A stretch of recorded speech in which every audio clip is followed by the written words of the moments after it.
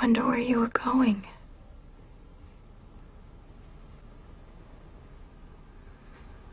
Mulholland Drive.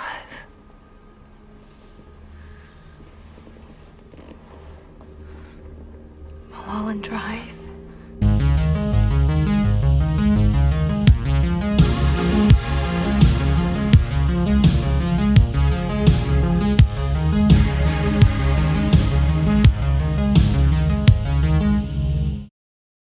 Welcome back to another episode of The Harbor. I'm your host, the Kino Cowboy. Today we're doing a very special episode, Mulholland Drive, David Lynch's, for some people, magnum opus. I'm here with Scott and Casher, and I'm in Scott's kitchen because my house is taking forever to get internet. So this is kind of strange knowing that Scott's in the room next to me, but we press on. All right, everybody, real quick. Yeah, Coke Zero addicts. we're not Mine sponsored. looks like a dildo because it's blurred out. But Yeah, we're not sponsored. These guys are assholes, but they make the greatest drink on earth. Anyway, that's pretty good. Mulholland Drive, 2001. I first watched this on a hazy Sunday afternoon after I woke up from a nap, which is apt because that's what the whole film feels like. It's got that strange, surreal energy to it throughout the whole thing.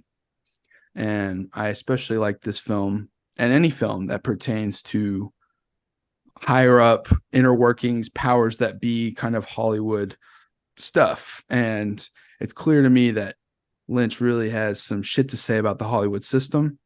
And he definitely has his experience making pictures, in that city, but he does love the city. Despite all of its many flaws, he does love it. And it shows in ways. This movie isn't completely negative against Hollywood, and neither is the rest of his work. But it is a fascinating piece of work. And how did you guys come to this film? you mainly, I mean, I'd heard of Lynch and stuff, but this is before in 2019, before we took a trip to LA one summer. You were like, we have to watch Mulholland Drive. Yeah, before we went to LA. Yeah, hell yeah. And it was really hot, but in my apartment, but I had a really crappy window unit that was too loud, so we couldn't hear the movie. So we turned that off and just both took our shirts off and sat on my futon shirtless, Sweaty at like midnight. This sapphic romance. It was especially awesome when we were sweaty and shirtless during the lesbian scenes. Yeah. Casher, is this your first time or no? Yeah, this is my first. Okay, cool. I'm not as big into Lynch as you guys are. Personally, I don't think it's a bad movie. I like Blue Velvet better. Okay.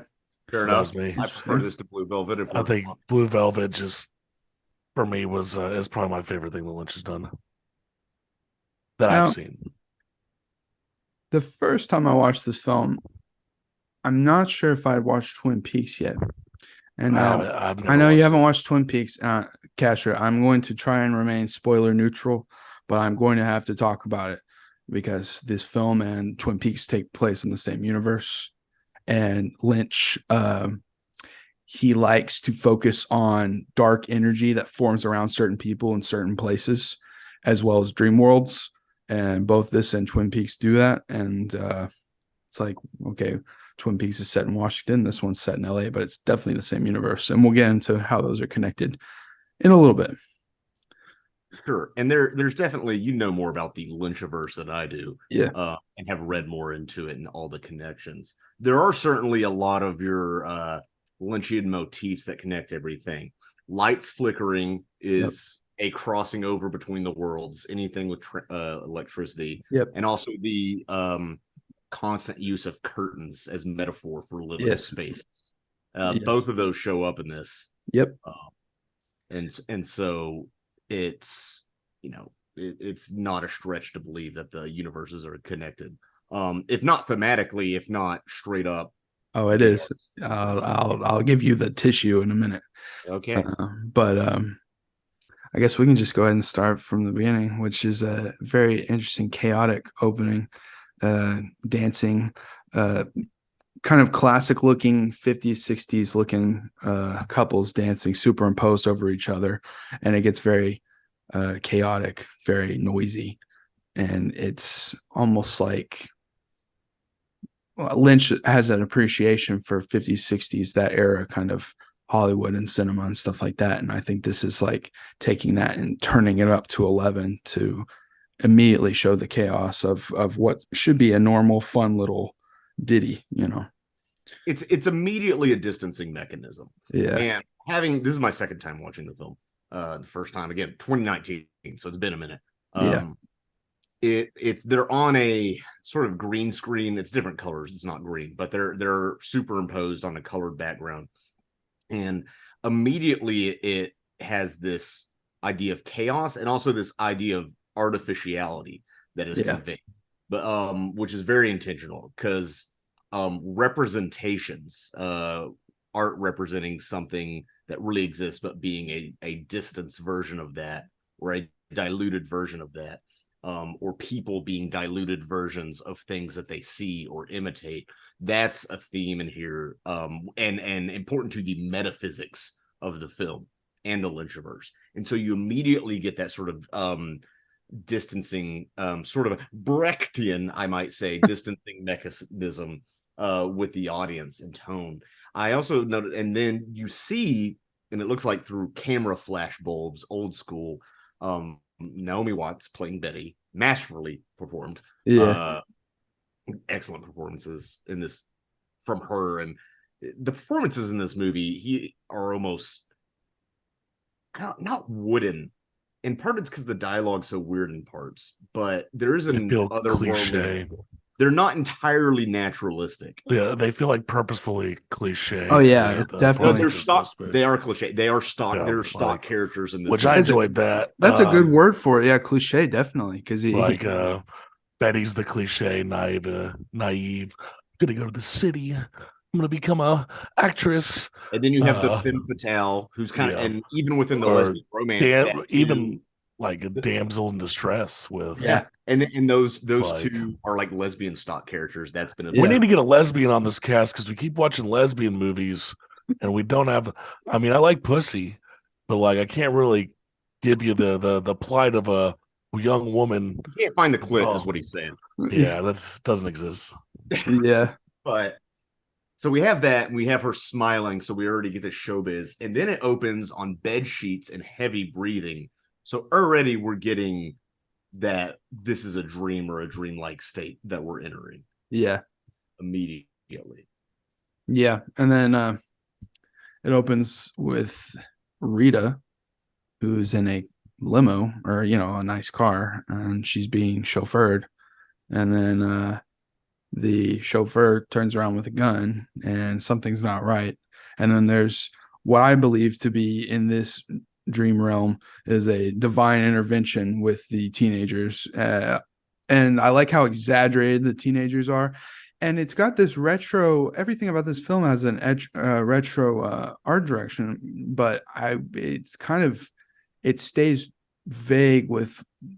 It doesn't have an actual time period or sense of place. That's what I think. It could be contemporary, but it's not exactly set in like the 60s or something. It's definitely not. There's elements that seem like it could be sat in turn of the century, 2001 turn of the century. Yeah. But then there's other elements that seem anachronistic. Yeah. And the way the teenagers are acting is almost a American Graffiti. Yeah, exactly. Culture sort of. It's like a stereotype of Hollywood, and that's the point, I guess. But so to me it's a divine intervention. Now what divine would you define? That's different. But crashing into their car before she was taken by force by those men, and then she's the one who survives. And I just like how casually all the teenagers died, and the cops are just like, yeah, they all died. But obviously someone's around, and I like the way she wanders towards the edge of the street. And now that I've been to LA, it's kind of weird how all the hills and valleys work throughout the city, because it's one of the biggest cities in the world, but there is still a lot of hills. That's why I was surprised, but it makes for a lot of interesting angles. Check out my film, Christmas in Vegas, if you want some LA stuff. And that's strange too when I see buildings like Capitol Records, and I'm like, oh shit, that's I filmed there. Anyway, yeah. Of course, despite it being surreal, experimental, or whatever have you, there's still a easy to follow, interesting, Mysteries. yeah, mystery story element. Oh, okay, she's lost her memory and she's wandering around. Right. The central thrust of the narrative is yeah, rediscovering who she is. yeah. And we're not 100% sure who she is. We have an idea that she's an actress of some sort, but or someone powerful. But it immediately, before the amnesia is doing it, you wonder, why is she wandering around, and why does she sneak into this random building and lie down? Why does she choose that? He's confused. I don't know. Trauma. And that's what's interesting, is that after this we get the scene of the two men talking at Winky's before we even get Betty's introduction. And that's important because the guy, what's his name? He plays Polka Dot Man in No, he doesn't. That's not David Damascus. That's not him? No, David Damascus like 15 years younger than that Okay, guy. he looks like him. Yeah, no, they look similar there, but they're both from like Armenia or some bullshit. Oh, okay. Some bullshit, dude. Don't be like that. Some shithole country, number 2 country. Its name is Patrick Fischler. Oh, okay. Well, he's in like Mad Men and Lost and stuff like that. Okay, wow, I got totally confused on that. I thought I was. Yeah, they look super similar. Again, probably from one of those number 2 countries. He brought his pal there to talk about a dream about them being at the said Winkies that they're already at. And this is a recurring theme because in Twin Peaks, Dale Cooper is obsessed with dreams and is dream focused, and he even uses it to help him solve Laura Palmer's murder. And there's obviously cosmic energy within these dreams because he dreams of the Black Lodge and then he eventually goes to the Black Lodge. So obviously dreams and reality blur in this reality, in this world. Would watching Twin Peaks make this easier to digest?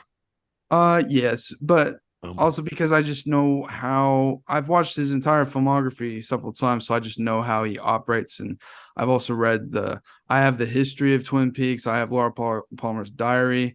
Him and Mark Frost have a certain way of world building and certain rules established within the Twin Peaks universe that have been expanded on. And these rules also just carry over to this, if you know what to look for. Yeah, so for me, it's understanding the dream logic or lack thereof of Lynch, which doesn't mean it makes it any less. You can still enjoy it no matter what. It's fun to just roll with dream logic no matter what. You don't have to understand, because no one's gonna 100% understand it anyway. But it does make it interesting to kind of break down. There's no right answer to this film, but some answers are more right than others. Right. And the way he describes a man making these things happen to him and stuff, it reminds me of dreams I have when I'm trying to get to a certain place and my mind doesn't want me going there. And usually in the dream, I can never make it there. And I wake up frustrated that I never get to this certain location or spot or achieve this thing. But the occasional time I do make it there, it's either disappointing or it's fucked up. And so watching him kind of wander towards the back of Winky's, towards that back alleyway, is exactly like those dreams that I have. So and he knows there's something off. And I several times when I dream, my brain will tell me something's not right, something's off, and then I'll just wake up. But instead he gets the iconic jump scare by that fucking creature. Hag. Yeah, it could be a hag. It's kind of similar to the woodsman in season 3 of Twin Peaks. So who knows? But I or it's wouldn't. yeah, or it's just the extreme version of a homeless person, like Yeah, or it's just LA. No, it's just it sets up the dream world pretty quickly. And I like that he's talking about his friend standing over at the counter, and then when the guy goes to pay, he sees that and it freaks him out, even though he was gonna have to pay anyway. It's kind of like a damned if you do, damned if you don't kind of thing. I don't know. It's like freaking himself out for no reason almost, but I don't know. And then you don't really get back to these guys until he shows up at the end. So it's kind of leaving you with, well, what was the point of that? And I think it was just to set up the logic of the dream. I also think there's a possibility, because I didn't know this. This movie was originally intended to be a TV series. And so there were a bunch of stuff from a pilot that they did. And when that fell through, they turned it into a film. So some of this with this multiple characters, I wonder if part of it was just recycling unused storylines. And that's how this went. But I do struggle thinking of the plot significance with these two men at the beginning, and trying to figure out exactly what that otherworldly hag is doing. But it does introduce. Now, the diner is an important space, and kind of a nexus of its own between worlds. But I agree. I think they're mainly there just to introduce certain concepts to the audience. Yeah. Because right after that, it switches to Betty. And of course, she comes in with the bloom lighting, ethereal lighting, and music playing, which of course it's scored by Angelo Badalamenti, just like most of Lynch's stuff. And of course, she's wanting to become an actress. She has a dream of being a famous actress, the stereotypical dream of so many. Her aunt just happens to have an apartment that she can stay in, and all that convenient fun stuff. And yeah. And I like that when she enters that apartment complex, one of the first things we encounter is the landlady picking up dog crap. Coco, yeah. Yeah, because we're immediately like, it's LA and it's beautiful, but it's also shit. Yeah. And the funny part is, like, when she discovers Rita in the shower, she just goes along with it, and she's like, "Oh, okay." And but that's how dreams are. A lot of my dreams, you just go along with shit. So that's what I love when him and Aronofsky and others, they recreate that kind of logic. It's fascinating because usually you don't see it outside of your dreams, and I've just had so many similar scenarios where you wake up and you're like, wait a minute, how did this turn into this? Why did I just go along with that? But yeah. Also, she's a beautiful nude woman, so which Lynch is fond of in that that video. He says, well, I love factories and I love nude women, and everyone laughs, and he's just kind of like, yeah, well, Yeah, well, there's the thing with abused women walking dazed. We have it in Twin Peaks and in Blue Velvet. Ronette Pulaski at the very beginning of the show, and then of course in Blue Velvet. And if you watched our Blue Velvet episode, you'll know, but we'll repeat it here just in case you didn't watch it. But when David Lynch was 6 years old, he saw a very frightening and striking image of a bloodied and battered nude woman walking down his street, and it fascinated him in a very dark way, and is probably responsible for a lot of the imagery and also themes of his films and TV that we see today. And you never know what could impact you as a child. It's certainly frightening. So yeah. After that, we get introduced to the movie director, Adam. I can't remember the guy who plays him, but I really like him in this movie. Justin Theroux. Yeah, that's right. That's right. Who has a very talking about almost cliches. He has such a 2001 gelled up spiked haircut. Yeah, I love it. Douchey driving a sports car thick rimmed glasses. He's the only one that feels like he's a real part of the world. Yeah, Like, he that's the feels thing, like though. Is like he feels he like the sticks most out. non-dreamy person. And he kind Exactly. of doesn't change. Is very like, this is my fucking movie. And so it kind of cracks me up that he's kind of like I feel like with him, his scenes are real. It's very important is that he sticks out, like you said. Everyone else goes along with things as they should in this dream world, but he's resistant against this woman being in his film. And so the powers that be within Hollywood and also the powers that be in this dream realm are pushing back against that and are going to make him do what they want to do. And I feel like there is a definite connection between these powers in Hollywood are connected to whatever you want to call controlling this dream realm or world. And so him sticking out like that and seeing like normal is very purposeful. And it took me a few watches to really understand that aspect of it. Like I get that Lynch is wanting to go in on the inner workings of the Hollywood system, but this goes a little bit beyond that. Well, why do you think he did that? Why do you think he chose the director character as the writer director? Yeah, who would know? And that's the thing is like Lynch, he makes lower cost art movies. So you would think you wouldn't have to deal with the craziest shit, but he also made Dune, which was a very big picture, and he doesn't even like to talk about it because of all the shit he had to put up with. And so part of this, I think, is like him working out some therapeutic shit for himself of when he directed Dune in the 80s or something. I don't know.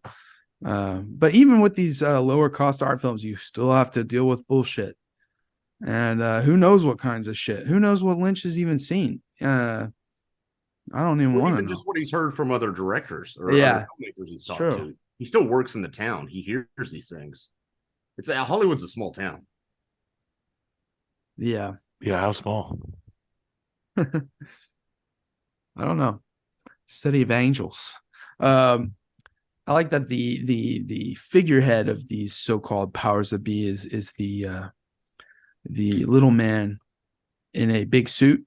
Yeah, it adds a super surreal feeling to it. And he's in Twin Peaks. For anyone that hasn't watched the show, he plays the arm, and he's a significant part of the Black Lodge and all the cosmic shit going on. And so seeing him here as the figurehead of these powers is really cool. And I love the setup. He's in this liminal looking room with, of course, curtains, big curtains, which is Lynch is fond of. It almost looks like an alternate version of like the Black Lodge or something like that. Almost like a separation from the rest of the executives, in almost like an I don't know, but yeah, it's a really good direction, especially for the set design for him. Right.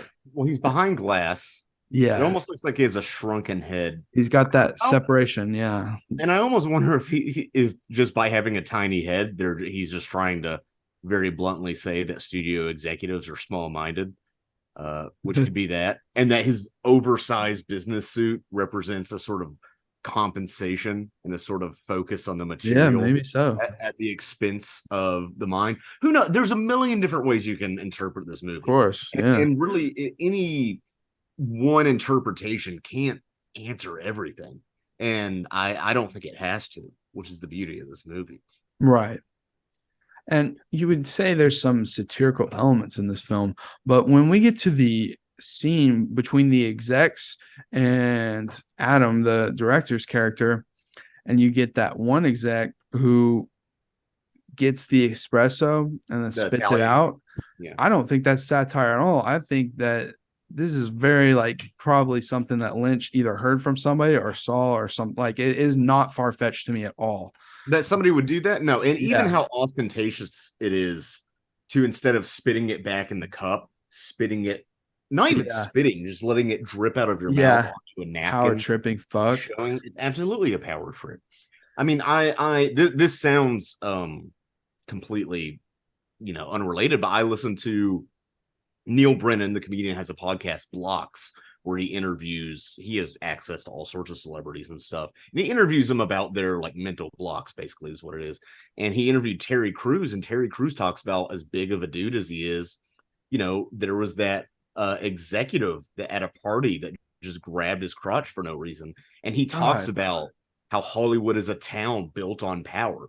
And like it's in that sense, it wasn't even about sexuality. It had nothing to do with that. Yeah. That guy didn't want to seduce Terry Crews. He just wanted to say, hey, you're a big man, but I'm the powerful one here. That I don't know. That just popped in my head. It's a weird town. And everybody has that, dude. Like there's I won't go into it, but comedy club managers and everything. God, yeah. People love they want to have power over their little slice of the world. Mall cops. Podcast hosts. Yeah.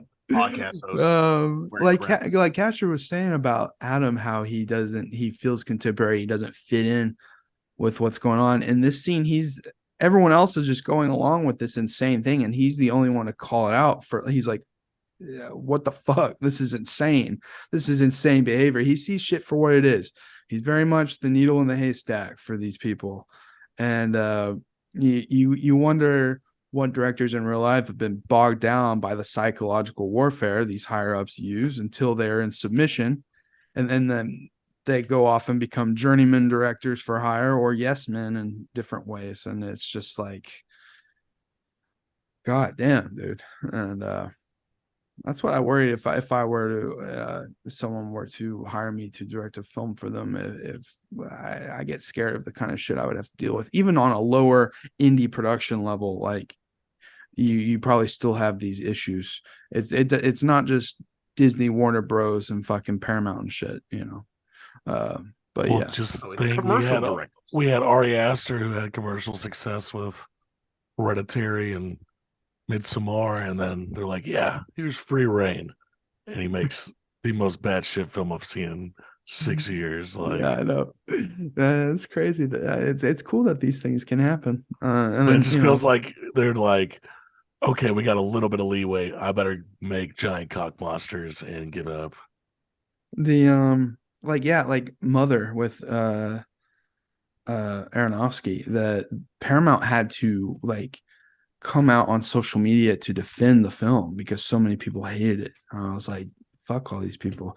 And that movie deals with really intense nightmare dream logic, and I think fucks with people psychologically more than just like normal horror does, because it I don't think a lot of people are used to seeing that replicated so well on screen, and so people will have a pushback to it because some of these dreams and nightmares make you uncomfortable, make you sweaty. You feel kind of weird when you wake up sometimes, especially if it's a nap. You just feel off, and people don't like to feel like that. I do. I think Mother's awesome. I think Beaux is Afraid is awesome. I think I love these kinds of dream logic things, but it's not for everybody, and that's okay.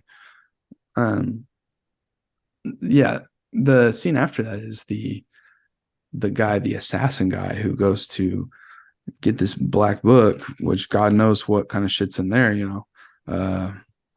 calls it the history of the world. Yeah, so it's a history book or a Mel Brooks movie, and he kills over it, Yeah, and it almost comedically slapstick comedy of errors. Yeah. Accidentally shoots a very large woman in the other room. Yeah. Has to kill it. That's so funny. It is. It's almost like Forrest Gump getting shot in the butt, or in Training Day when he gets shot in the butt. Like, it's almost that level of just and then having to do that. Also, when he shoots the vacuum cleaner. Yeah, that's the worst part. Starts flickering. Yep, that's true. Which is important. Yes. Why? Who knows?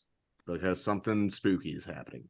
Yeah, but we know something about that book has something very important in it, and we don't really need to know. But it's just almost like an extreme exaggeration, like cartoonish, almost, of like Hollywood secrets. I think I mean, Yeah. it's not that cartoonish considering Epstein had a black book. That's true.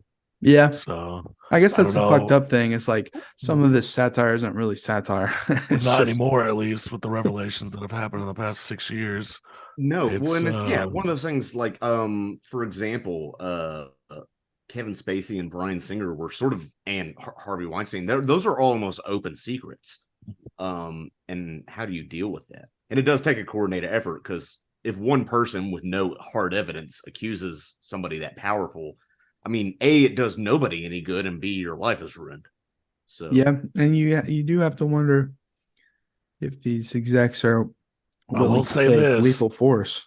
David Lynch was one of the people that signed the petition for Harvey Weinstein to release No, Roman it's fucking Polanski's stuff. yeah, Roman Polanski, yeah. That's fucked up. I don't know if Yeah. he knows the full. I bet he does. I don't maybe know. people, I don't know. People have come around, like Natalie Portman has gone back on that and saying, I mean, She was like almost a literal child then, though. It could be yeah, like, Coney 2012, everyone gets caught up in the moment, don't really Yes. know what it's about. Oh, sign this, it's important. I find that hard to believe. We won't go into this conversation. I'm not going to go into the. Okay. well, who knows? We have Yeah. no way of knowing. Yeah, so obviously there's a naivete to Betty, big time. She's a ditzy starlet or wannabe starlet, and she immediately is intrigued by the idea that Rita doesn't know who she is, and she finds all this cash in her bag. It's an idealistic kind of mystery, of course, and she finds a weird blue key, and I just like that. Betty's just immediately on board. Like, we got to figure this shit out. Let's do it. We're an hour into the movie at this point, and almost no answers have been given. Yeah. I just put a bullet point here and start it, and it's just, why is Betty helping her? Horny? Question mark.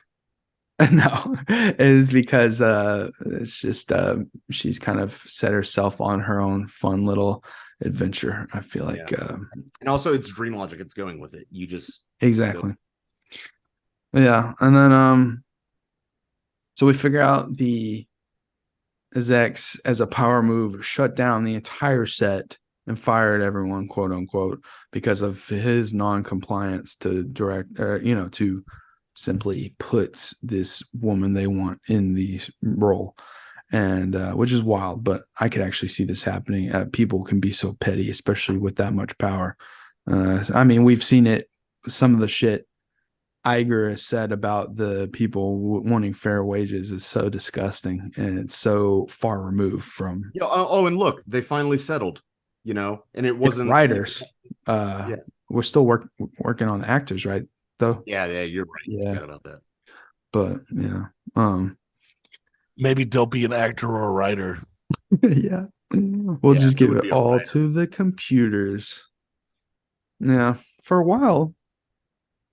During the optimism of some of the 2010s, I thought that studios were going to get a little bit better, a little bit greenlighting riskier stuff, And we do have the companies A24, Blumhouse, and Neon, but the big studios got into this habit mainly because of like Force Awakens and Marvel movies, of getting the really talented indie director to do one of their big pictures with very little control, and kind of push them into this submission, just like with what Adam's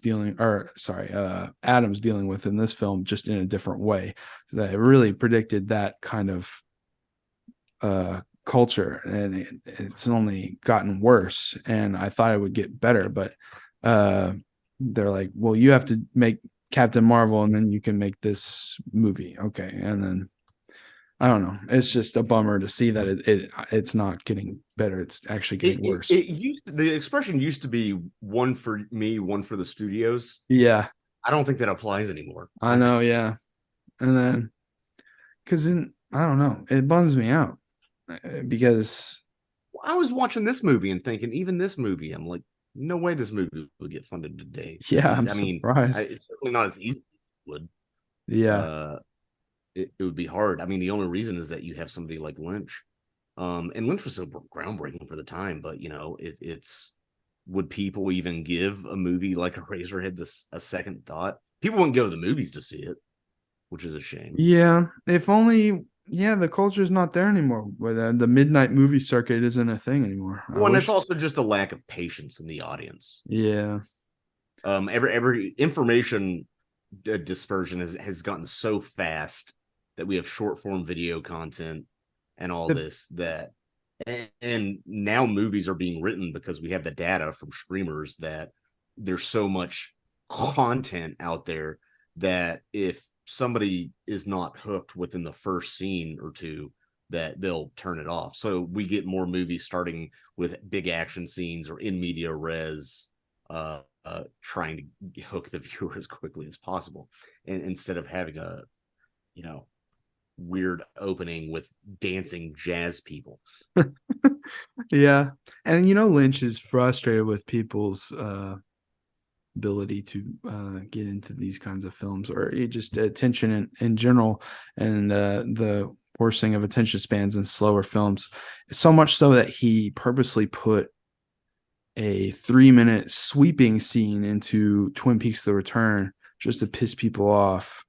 And there's that famous on set video where he says, "Who gives a fucking shit how long a scene is?" Gets fucking pissed off.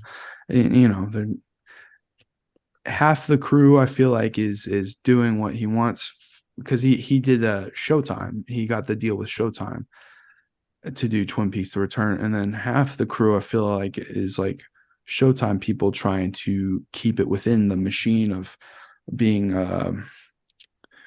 what's the word I'm looking for? Just control. Yeah, it's like he wanted to explore a lot of the fireman set in Twin Peaks, and they only had like a couple of days to shoot on it, and then they're like, no, all right, get that out of here, chop it up. That's budgetary reasons too. I know. It's just like, yeah, I don't know. Which, I mean, you got to be somewhat sympathetic. So I think like this frustration has gone back a long ways. So, you're never gonna. It's an interesting thing. Like you don't want to give a director complete free reign, as easy as it is to crap on studios. A lot of times directors' egos need to be checked. But at the same time, if you pay David Lynch, expect him to be David Lynch.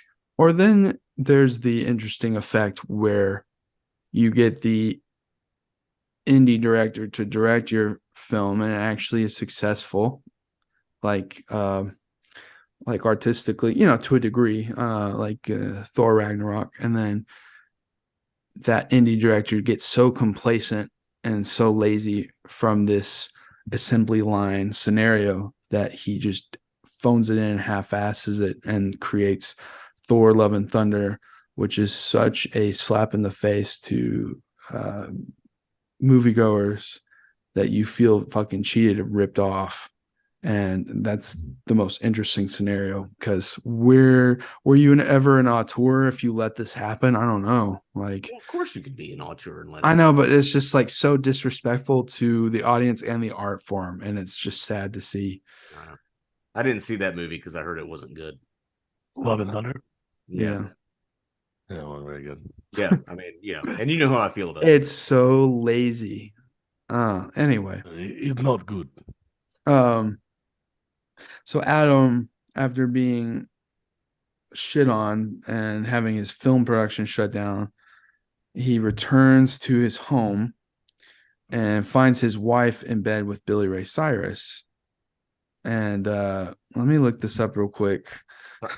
I didn't realize that was Billy Ray Cyrus. Yeah. But it's interesting that he's putting up an effort to try and fight back against the studio, at least a little bit, but he's like cucked in real life and is a fucking beta. Say that again. You cut out. Who's a beta? Adam, the director, in a way. And, he gets cucked by Billy Ray Cyrus. Yeah, I know. That's so sick. That's my favorite part of this movie. Wouldn't you be honored? I mean, honored, maybe not, but it's still sick.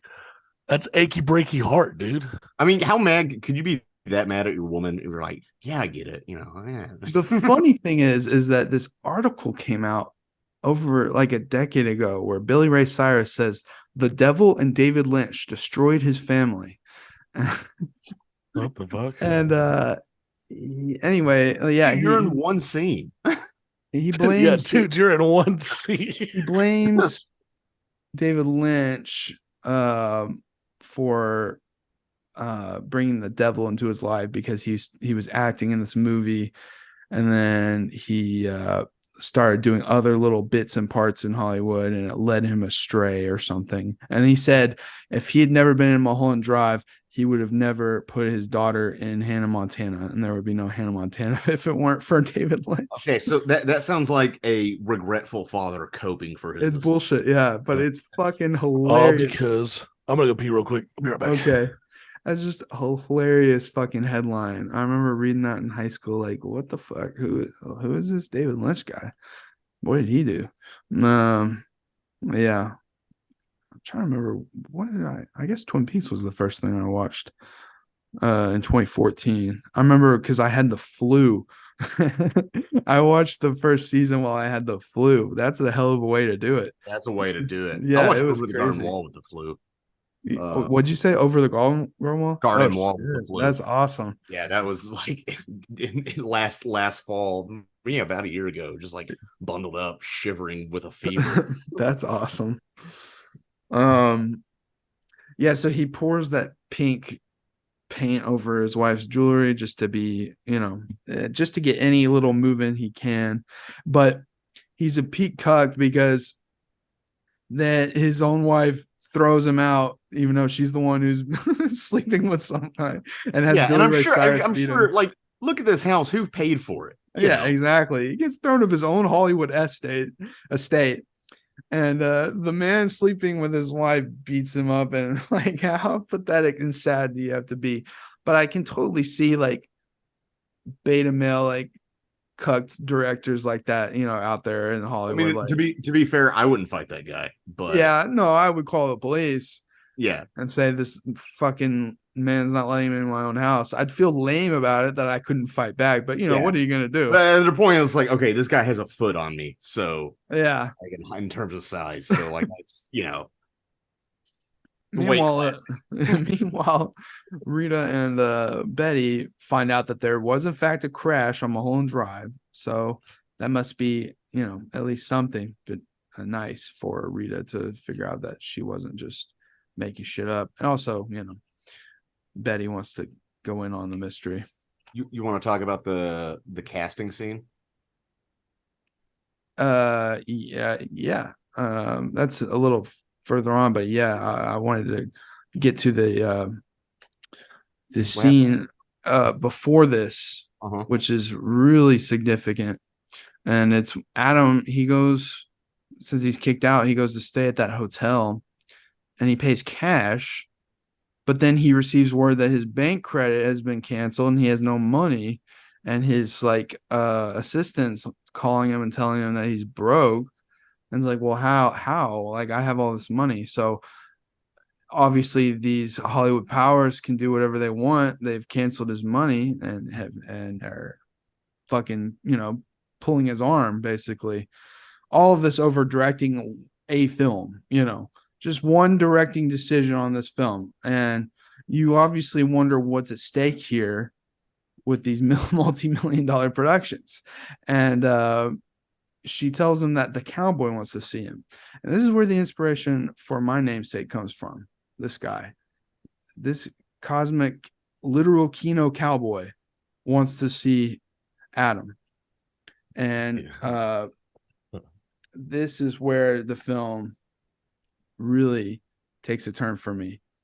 And because between this scene with the cowboy and the next scene where the lady shows up to the Betty's aunt's apartment or whatever and gives Betty a warning, she's dressed like a witch, like from Snow White or something, she knows something's up. And there's these weird messengers in these dreamlike films, especially in Twin Peaks. You have the Trimmond family and other things. Kind of Giant. they feel like they're trying to keep things on a certain path within this dream world of whatever path they're supposed to be going on. And what's odd about the Cowboy is, first of all, his casting. He does have a twang, but it doesn't sound like a stereotypical country cowboy western accent. He almost has this dorkiness about him, I almost feel, in a way, but although it still fits. At the same time, he's threatening, but it almost doesn't feel malicious. It's almost businesslike and professional. Yeah. Even though he is an otherworldly being. Yeah, he is a cosmic force from a world between worlds, basically. And the Cowboy. I'm sorry, I think the Cowboy is a cosmic force. Yeah, when he shows up, is he in Twin Peaks too? Huh?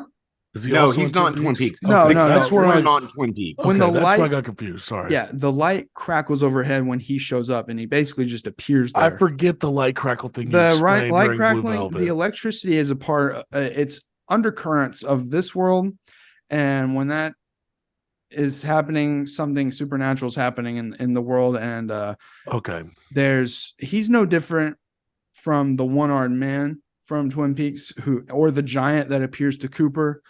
And in Twin Peaks, we see how the electricity connects like cosmic pathways, and the arm, he is partially in charge of this energy. We learn as he festers in the Black Lodge, and the Cowboy is clearly from another place, and whatever realm that might be, we're not sure.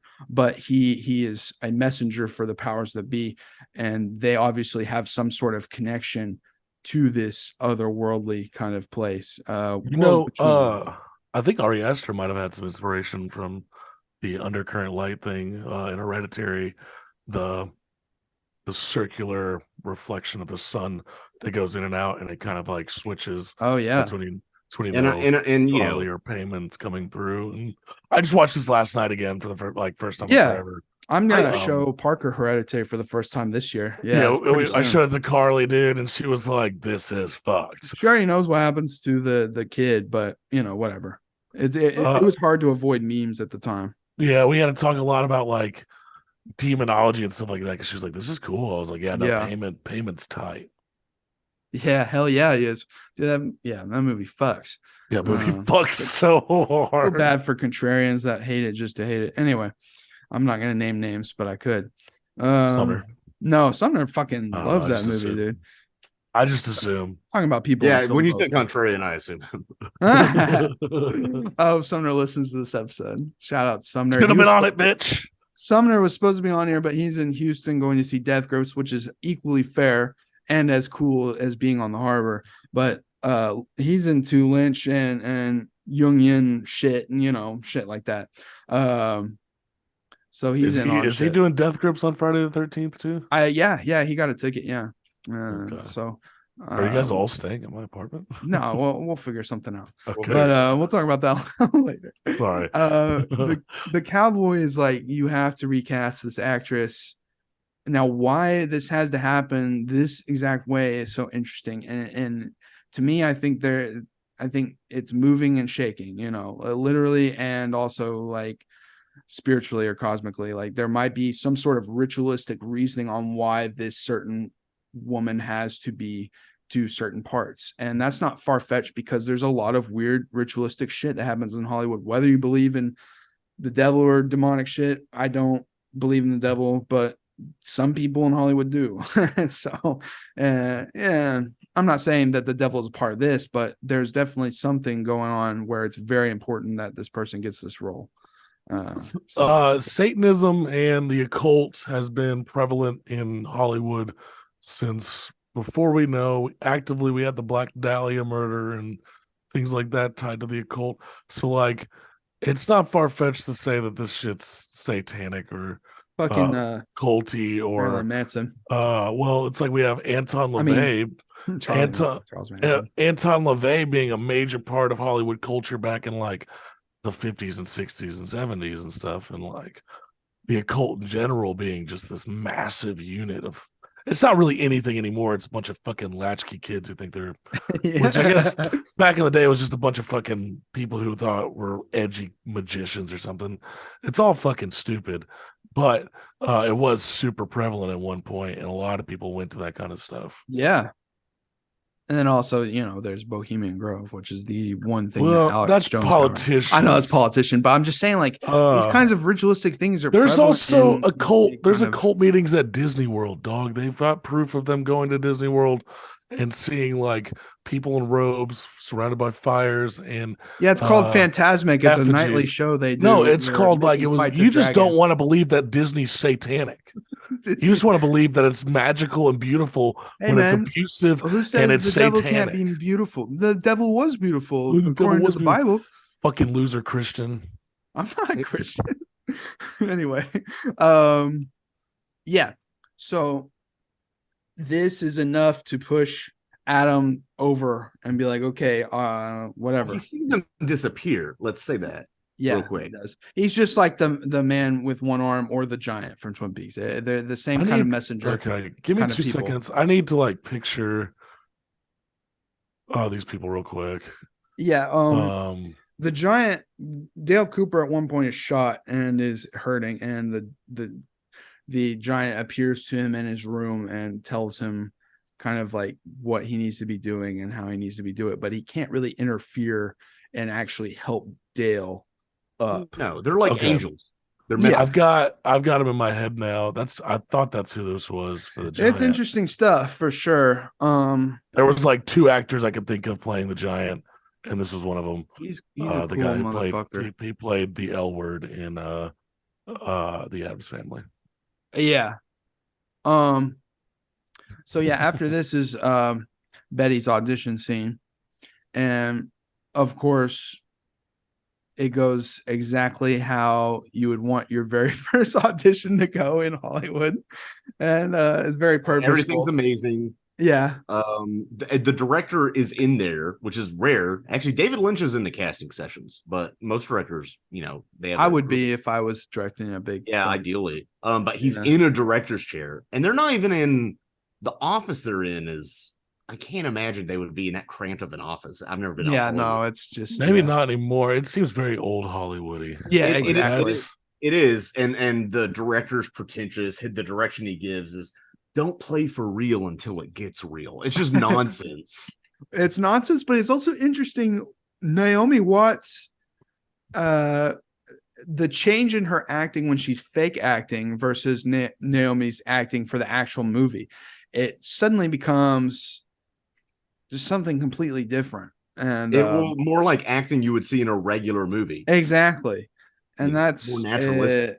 Very well done. Yeah, very well done. And she also intentionally puts the guy's hand on her ass. She basically seduces the lead actor. Yeah, and the lead actor is purposely like 30 years older than her, and it gets really kind of cringe, but it's not. She obviously wants it, so whatever. Obviously. Well, she totally wants his it. hand on her butt. She's the one like biting his ear and shit and licking his lips, Yeah, it's very uncomfortable, despite her being very good. Yeah, she's awesome. Naomi.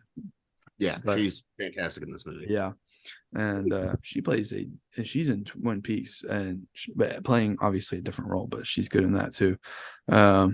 God, it's hot in my room. Yeah, so obviously this adds to the dream element of, okay, my first audition and I knocked it out of the park. So that's fun. I just needed a scene where you couldn't coherently figure out what they were saying. Like it was all a bunch of gibberish to make this even more nightmarish. But she somehow understands it. I don't know. Like that's when I think of like trying to discern what's nightmarish and what's not in my personal dreams. Yeah. Because if I'm talking to someone, I cannot physically comprehend what they're saying, but I am agreeing to it. It makes you unsettled. Yeah, for sure. It's like that scene. I keep going back to Ari Aster. I feel like there's a lot. That's fine. No, he's obviously inspired. Well, he's like he's gotten really like. We talk about like masterful, contemporary, like dreamscapes and I guess tripscapes. Dude, I would fucking like to crushes point it. out that Scott hasn't seen Beau is Afraid yet. Yeah, I haven't seen it. I'm not gonna go. This is we're going towards Midsummer. Whenever she drinks that mushroom tea, Yeah. and they're speaking to her in a different language, and she's able to conceptualize it and Yeah. understand what is said distinctly. That made me shit the bed. I don't know what it is about that, but that freaks me the fuck out. It's like a good time when they pour the fucking God. Jesus. acid down his throat, and then he starts speaking a different fucking language. And it That is just a freaks me frightening out. concept. Very frightening concept. It freaks me out. Like that, like my brain can't catch up, and that freaks me out. Now, I And will so say, folks at home, if you missed our Good Time cast, go check that out. I'll just say our cast this week's episode is sponsored by last week's episode. Go check that out. The algorithm screwed us. The algorithm screwed yeah. us up, but yeah. I do want to say though, I have seen Lynch do similar stuff though, and it's like the only scenes I've ever seen in Twin Peaks. Shout out to Mr. Terrell of them reversing the small man, whatever his name is, in the red room. The arm. Reverse and him speaking and then them reversing it and then them playing it forward. Yeah. Along with the scream, and like it just, I don't know what that style of like surrealist dreamscape fucking disorients me really bad. Hell yeah, it does. Like it's so bad. It's awesome.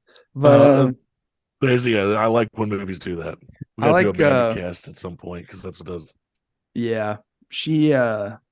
So Betty gets taken to see another production, and of course it's Adam's production, and then he watches this chick perform, and she's really good at lip syncing, and she has this way about her that he really likes, and he's like, well, I don't know, you never know.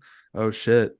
But and then you get this really just devastating sequence where all the execs like kind of come up behind them and they're like, you want to tell us something? It's just it's so nasty. Like Camilla, he has to pick the actress he doesn't want. Yeah. For whatever reason. And also, that's a shot that gets talked about a lot in this movie, is when it has them singing in that sort of doo-wop 50s style. Which Lynch loves, obviously. It tracks out, and then you see the artificiality of the set around it. Good. I forgot to make that point. Yeah. No, that's an important shot. So it's obvious, but not all symbolism has to be obscure. No, and honestly, a bit of direct symbolism in this movie is kind of a welcome reprieve. Yeah. Everything else in this movie. And he doesn't even try to hide his contempt, his just like distaste for what he has to do when he's like, she's the girl, it's a bummer. And I don't know. This movie just makes something. Huh? Then what is Betty forgets about Rita, that she has to go see Rita. She freaks out and leaves. She locks eyes with Adam, and this for some reason causes like a shift to her. And I don't know what that is. Maybe their paths weren't supposed to cross yet or something, dream wise. But yeah, she takes Rita right after that to go to the Sarah Bonita apartments to see if this Diane person is Rita, and that's like, maybe that's her real name. And there's an energy shift, and it becomes really kind of freaky, just similar to when they're approaching that apartment. It's similar to the guy approaching the back of Winky's, and they're really not supposed to. I don't think they're really supposed to go in there and see this Diane person. I don't think the dream overlords, or whatever you want to say, really want them to, but it happens. And there's an interesting intervention there, because they go to the wrong place, and it's this other chick, and she's like, oh, they switched apartments, which is a weird thing to say in the first place. And she says, I'll go with you. And then she happens to get a phone call stopping her. And that phone call to me is like, someone's interfering with this, saying you cannot interfere with what's happening right now. These two characters are going to go. So how do you guys feel about the consciousness as an entity not necessarily like it's something separate from yourself, something that you can Yeah. interact with. Because that's what it felt like this was that could have been there. Yeah.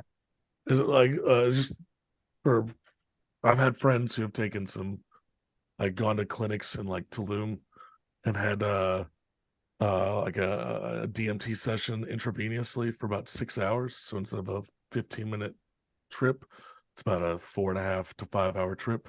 Wow. And they said they interacted with an entity that brought them through their mind and guided them to places they can and cannot go. Or like the way that he said it looked like just an out like the silhouette of someone, almost like a shadow, but it spoke to you and guided you out familiar. So I do think that there is the potential that maybe when she was asleep that she wasn't supposed to do this. And that's it's perfect that you bring that up, because a ongoing motif in David Lynch's work is the concept of doppelgangers. And right after they discover this rotting body, Rita for some reason wants to make herself a lookalike doppelganger of Betty. And so that's when you start to wonder really what's going on, because doppelgangers, there's a lot of characters in Twin Peaks that have evil doppelgangers of them. And at one point, one of the characters is even replaced in the real world by an evil doppelganger. And they don't all have to be evil. But I do have this quote that I wanted to read. And it's, in psychology, the shadow is the part of the unconscious that swallows threatening information and experiences that a conscious mind cannot hold on to and at the same time remain functional. However, a periodic confrontation with the shadow is necessary for a healthy psyche. In a Lynch film, it is often the job of some sort of rulemaker, interrogator, or detective to engineer just such a confrontation. These detective types set boundaries on a film's fantasy narrative and try to steer the main character back to the truth. Adam C. Walker, who was it was an essay he wrote on Lost Highways. And just like Dale Cooper being an FBI agent trying to solve the mystery of Laura Palmer, Betty's trying to solve this own mystery of pretty much herself and what's going on.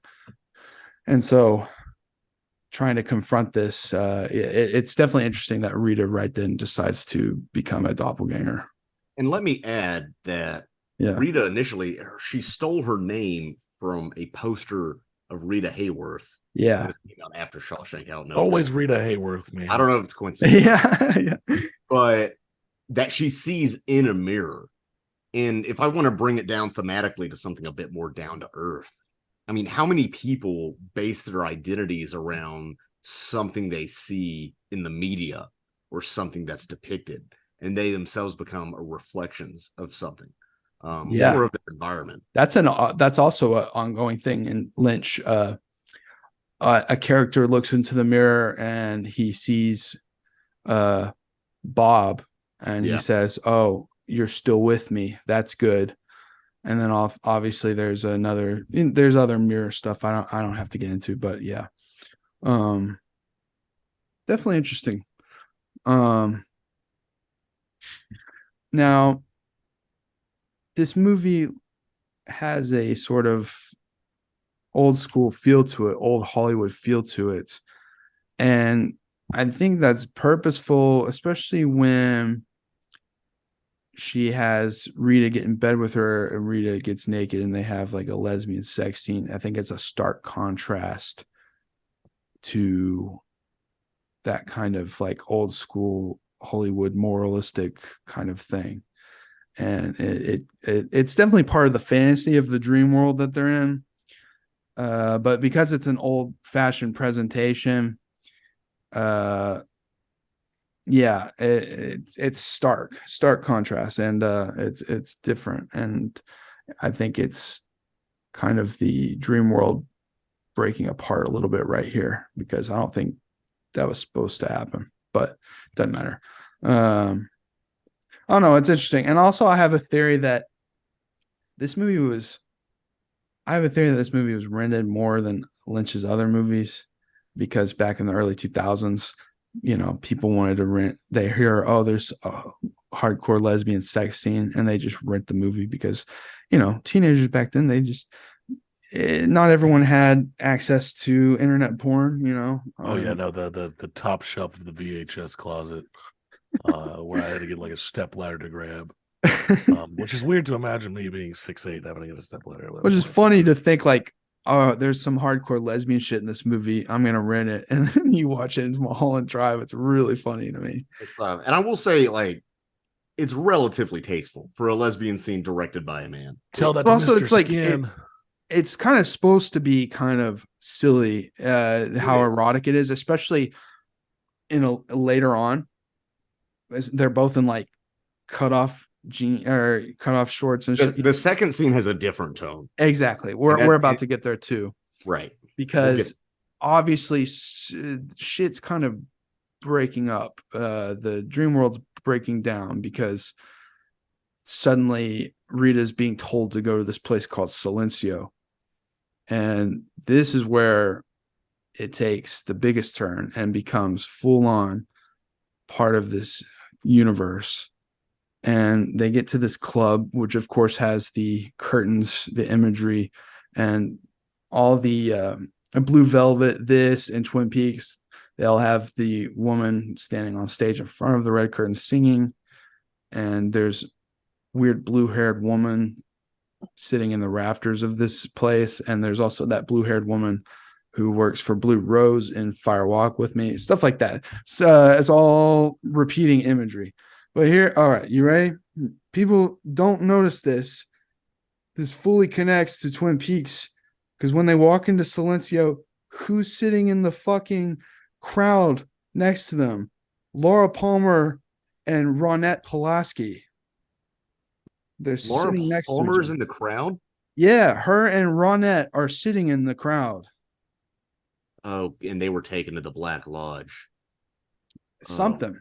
Oh man. This is like this Silencio place is like an exit to like their to exit the dream world or whatever they're in. And I got chills this time watching it, like seeing Laura Palmer and Ronette there. And I don't know. But yeah, you get like Julie Cruz singing in the Roadhouse and Twin Peaks. And when she's singing in front of these red curtains, that's when Cooper is warned by the giant. He appears to him and says that someone's about to be murdered again. And so this is almost like Mulholland Drive's like version of the Black Lodge, kind of mixed with like the Roadhouse. And then you get the guy, the performer, showing off that they're reacting to these sounds. They're not actually playing these sounds. Right. And that the guy on the mic is the same guy from the hotel. Yeah. And now he's literally telling them to their faces that it's an illusion. And obviously he's not just talking about the music. He's telling them like, wake up. This is an illusion. This is not real. And obviously it disrupts her because Betty starts shaking uncontrollably like crazy. And they watch the woman sing, and it's obviously causing some sort of emotional distress. Right. Well, it's a Roy Orbison song, Crying, but in Spanish. Yeah. And it's about unrequited love, which relates to their situation. Yeah, and the singer collapses, which is purposeful because they just said it was an illusion, but still messes with them. And now that they've gone to this show, she's given the availability to exit because now suddenly there's a blue cube in her possession. Very strange blue cube. So now she can exit. And then when they get back, Betty's just already gone. And now it's just her doppelganger, Rita, is the only one left in the apartment. And then obviously this shows that Betty was just I think the ideal version of her inside. And then Rita's the ideal version outside of this fantasy that's going on, in my opinion. And so she uses the blue key in her possession to open the box, and then she goes into the box, and now they've exited the dream world of sorts. And now we're in the real world of sorts. specifically. Or, I mean, is it the real world or is it just another realm? Well, somewhere else? yeah. I can't get into specifics, but stuff happens in Twin Peaks similar to that. And there's an exit because Cooper, he finds that passageway under the basement of the hotel that leads to a sort of exit of sorts. And then the real life Laura Palmer, we're not sure. I don't know. It's interesting stuff that he's obviously repeats these kinds of ideas. And so now we're back in the quote unquote real world or whatever this is, except Rita's now Camilla. And now there's an erotic lesbian fantasy. And okay, which is way sillier. Yeah, way more, ridiculous. Realistic, you mean? And I don't know, it suddenly, the tone shifts, and Diane, we realize Betty is Diane, and now Diane, we see her on the set with Adam, the actual version of Adam, and Camilla is actually the star of this film, and Diane's jealousy is coming through, and we see her, to quote MC Ride, have a sad come, baby, which is really fucking demented. I don't know. I feel bad. Like I've never mind. I'm not getting there. You never used your tears as lube? No, I don't think so. But yeah, you're wondering like, what the fuck is all this? And because I think the most frightening part is that when Diane wakes up, before she wakes up, it's the real life Kino Kowboy. There's like flashing, and then he basically says that you are allowed to come back now. And then that's when she wakes up in that spot where the dead person was in the dream world. It's fucking awesome, dude. I don't know. It's sick. Yeah. And so we get the real version, the mundane shit where her neighbor is actually looking for dishes and shit, and she's starting to lose focus on reality. So you're wondering like, well, is this the real world? What is this? Because obviously crazy shit's going on. And then we get to the opening of the film, which repeats, but she's in the car this time, and the chauffeur reaches around, and it's just his hand instead of a gun. And then Camilla shows up, and she's taking her to a Hollywood party. And this version of Adam, he's the actual big shot version of himself. He's not cucked. He divorced that stupid bitch of a wife. We learn that Coco is actually his mother. And you're like, oh, okay, this is like Wizard of Oz. I've seen these people in real life. That's how I see them in the dream world. Except it flips it immediately, because Coco, the interesting part is that they've seemingly never met, her and Diane. So it still throws it up into the air like, well, okay, so how did she see her in this dream realm or whatever it was? I don't know. It's cool. And then we learn that, huh? Go ahead. No, I was just saying, it's obvious that she's trying. She's a wannabe actor, and Camilla's getting all the fame, and she's jealous of her success and her relationship and the way she talks to Adam, stuff like that. I don't know. I really like that scene because it's so disjointed at the dinner party. It's filmed in an interesting way that it makes you feel like you're right there in the conversation, but also very distant at the same time. And a lot of this movie, by the way, they use subjective POVs mixed with objective POVs. They'll have a lot of handheld cameras to put you into characters. And also the way this is lit, it's almost brighter than it naturally would be. Yeah. And I think they use different lenses and stuff. It's definitely shot different. I was reading on the Wikipedia. Let me see if I can find it again. That there is intentional lighting differences. So Diane's scenes are characterized by different lighting to symbolize her physical and spiritual impoverishment. Yeah, for sure.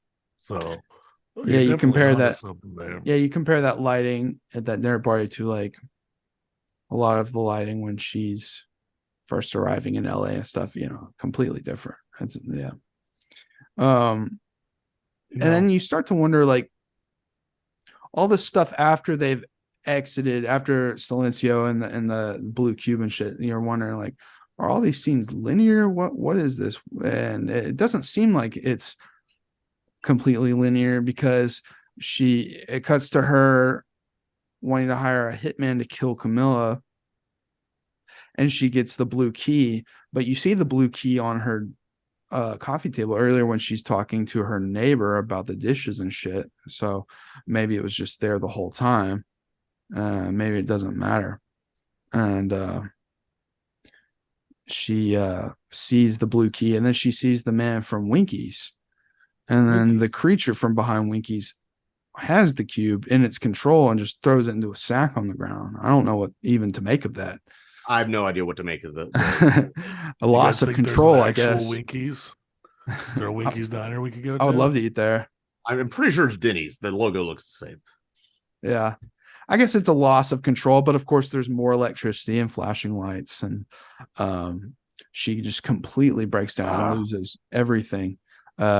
She cannot maintain her reality, her current state of consciousness, obviously, because you get the flashing lights and the old people crawling underneath the door and shit, and they chase her through the house, which is weirdly terrifying. In any other execution that would be silly to have old people chase you like that, but of course the way he does it is so off-putting, like you would actually see in a dream, that it works. So that's really good execution on that end. And then she seems to kill herself, and she turns to smoke, and then we see that creature superimposed with the goddamn curtains, just like how people enter the Black Lodge. So, like, it's lost on me. Obviously, it's just I think it's just another tale in Hollywood of some starlet who couldn't make it and killed herself, but it's done in a way where it really approaches the psyche through dreamscapes and also waking dreams. There's something that I can't unravel, and I would have to see this movie 5 more times and need multiple essays to give you anything approaching a complete thought. There's something in this movie that examines, like I said, images and how that affects the roles we play, and how people's role in societies are somewhat prescribed to them. But I almost feel like there are these metaphysical roles that are important somehow to the functioning of these realms. And somehow Betty, Diane, and Rita, because we see the waitress is named Betty. Yeah. When she was Diane earlier in the movie. Waitress at Winkies. And maybe you're thinking, oh, well, that's just how you see something during the day and it enters your subconscious and it pops up in your dream world. I almost think there's a possibility that these 3 individuals are in a loop, exchanging each other's identities as the metaphysical properties of each one is transferred through some dark magic between all 3 of them. Interesting. And somehow they're in a loop, and I don't know if the powers that be are trying to continue the loop or if they're trying to break the loop.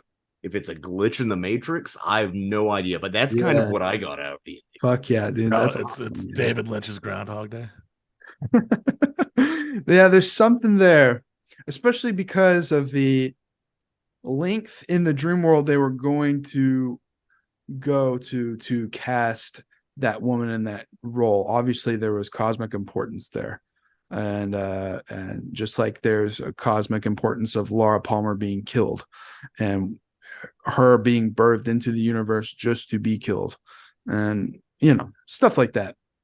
So this movie is fascinating, and it's one of those movies that it's incredible to me that this got the attention it did back in the day, and it was like the critical darling that everyone flocked to and was like, oh, David Lynch, now he's a household name. Not completely, but back then, it was fairly known. And I think it's fascinating. I like anything that analyzes the Hollywood system as much as I love films and filmmaking. And I'm on the complete out. I'm like on the outer rim of this as an indie filmmaker who releases shit on YouTube. You know, I don't know what it's like to actually be in the Hollywood system. But I have a feeling it would be a pain in the ass. So, like maybe, like I said, maybe dealing with small time comedy venue owners. Yeah. So let alone multi-billion-dollar corporations executives. And the more I submit to festivals, the more I always dream of, you know, being picked up by someone to direct like a small indie film or something and kind of start my journey of trying to get into that system, you know. But then I constantly think of stuff like this that people are always talking about, and it's like, damn, and working fucking 15-hour days, and then you get your movie slashed up and hacked up to pieces, and I don't know. Anyway, and then Billy Ray Cyrus fucks your Billy life. Ray Cyrus. We wouldn't have Anna Montana. We wouldn't have fucking Wrecking Ball. Achy breaky G-spot, baby. Woo, woo, woo. Lil Nas X if it wasn't for up. David Lynch, my daughter wouldn't be a multimillionaire. Woo, woo, woo. Yeah. Roger Ebert famously gave this a 4-star review, and I think that's what really made shit enter the public consciousness. I remember, even though I didn't watch this film back then, I remember in the 2000s reading the review for this. I don't know why, because I didn't even know who David Lynch was. You don't even know how to read. No, I don't know. Actually, it's Serbians that can't read, not Albanians. Albanians just can't write. This is a pro-Serb podcast. Shout out to all the Serbians out there. No Serbs. Anyway. Tensions have been rising, by the way. In Kosovo. I know, dude. It's actually very serious, so I'm not going to laugh about that. But anyway, thanks for watching, everybody. Hell of a way to end the cast talking about the feud, the eternal feud between Serbs and Albanians. Something David Lynch probably doesn't know any about. Fuck Milosevic. He can go fucking die in hell twice. Represent Albanians. Is he still around? I don't know. But yeah, you know, is this movie, you know, are they in the real world or are they not? Is Kosovo real or is it not? We don't know. I think just a Beach Boys song. It doesn't matter if they were in the real world or not. That's the point. In my opinion. This movie is what you take away from it. And David Lynch is a big fan of like Bermuda, if you take something from it and it impacts you and it's meaningful to you in some way because of the imagery and the emotion that that's what this I wanna go. This and Eraserhead and Firewalk with Me are my favorites. Dude, I think comparatively Eraserhead is almost like a linear film compared to this. This is considered his best film, and I'm not going to knock that, but I think Firewalk with Me personally is my favorite. That movie is. I like Dune. Yeah, you can like Dune all you want. I love Dune. Yeah, dude, Denis Villeneuve, he's a good director, man. I have a fond spot for the. That's fine. A lot of people do. I had to watch it in 3 fucking parts. I love the OG Dune. Blue Velvet's my favorite that we watched. That's cool. Blue Velvet cracks me up. I don't know if it's supposed to be funny. The next Lynch we will be doing, folks, is Elephant Man, which is one of his more linear films, but also really fucking good. So yeah, that's a studio film. Look forward to that. After this, we're going to be getting into some spooky movies. So stay tuned, folks. We're in October season. So thanks for listening. Hocus Pocus. Yeah, fuck Hocus Pocus. We're anti Hocus Pocus here at the Harbor. Thanks for listening, everybody. We'll see you next week.